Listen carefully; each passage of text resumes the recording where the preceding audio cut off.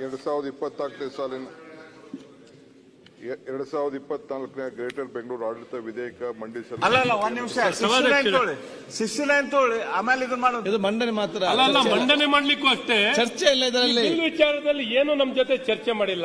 ಸರ್ಕಾರದಲ್ಲೂ ತಂದಾಗ ಮತ್ತೆ ಚರ್ಚೆ ಮಾಡಿ ಎಲ್ಲಾರನ್ನು ವಿಶ್ವಾಸಕ್ಕೆ ತಗೊಂಡು ಕಾಯ್ದೆನ ಮಾಡೋಂಥದ್ದಾಗಿತ್ತು. ಇವತ್ತು ನೀವು ಏಕಾಏಕಿ ನಾವು ಎಲ್ಲಾರನ್ನು ಮಾತಾಡಿಸ್ತೀವಿ, ಎಲ್ಲಾರನ್ನು ವಿಶ್ವಾಸಕ್ಕೆ ತಗೊಳ್ತೀವಿ. ಮಾತಾಡಿ ಅಲ್ಲ ಎಲ್ಲಿ ಮಾತಾಡಿದ್ದೀರಾ?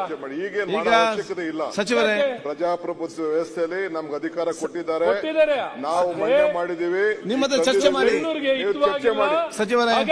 ಪ್ರಸ್ತಾವನೆ ಮಂಡಿಸಲಾಯಿತು. ಈಗ ಪ್ರಸ್ತಾವನೆ ಸಭೆ ಮಧ್ಯಕ್ಕೆ ಹಾಕುತ್ತೇನೆ. ಪ್ರಸ್ತಾವನೆ ಹೀಗಿದೆ: 2020 ಸಾಲಿನ ಗ್ರೇಟರ್ ಬೆಂಗಳೂರು ಆಡಳಿತ ವಿಧೇಯಕವನ್ನು ಮಂಡಿಸಲು ಸಭಾನುಮತಿ ನೀಡಬೇಕು. ಪ್ರಸ್ತಾವದ ಪರವಾಗಿರೋ ಹೌದು ಎಂದು ಸೂಚಿಸಬೇಕು. ಪ್ರಸ್ತಾವದ ವಿರುದ್ಧವಾಗಿ ಇಲ್ಲ ಎಂದು ಸೂಚಿಸಬೇಕು.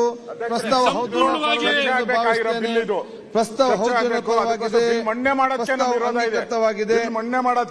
ಮಂಡಿಸಬೇಕು. ಅಧ್ಯಕ್ಷೆ, 2024ನೇ ಸಾಲಿನ ಗ್ರೇಟರ್ ಬೆಂಗಳೂರು ಬಿಲ್ ಅನ್ನು ಮಂಡಿಸಿತು. ವಿಧೇಯಕ ಮಂಡಿಸಲಾಗಿದೆ. ಇದೊಂದು ಪ್ರೆಸೆಂಟೇಷನ್ ಮಾತ್ರ.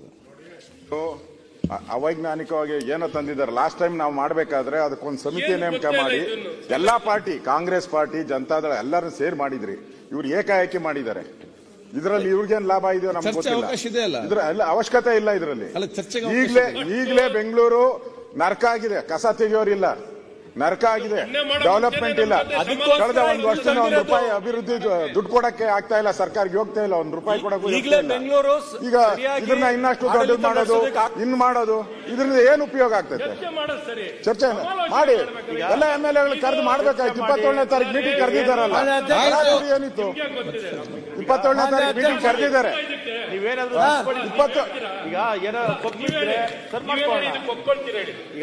ಅಶ್ವಥ್ ನಾರಾಯಣ ಅವರೇ,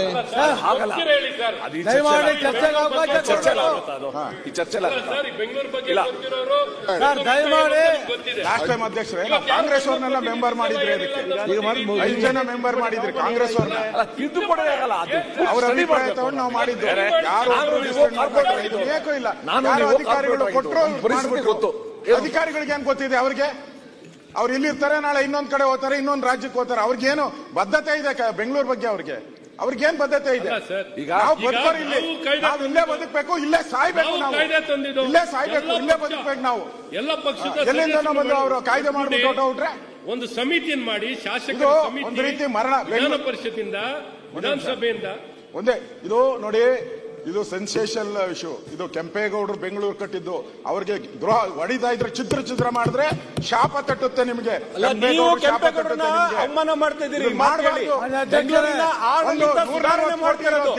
ಪ್ರಧಾನಮಂತ್ರಿ 7 ಕೋಟಿ ಇರೋರ್ನ ಮುಖ್ಯಮಂತ್ರಿ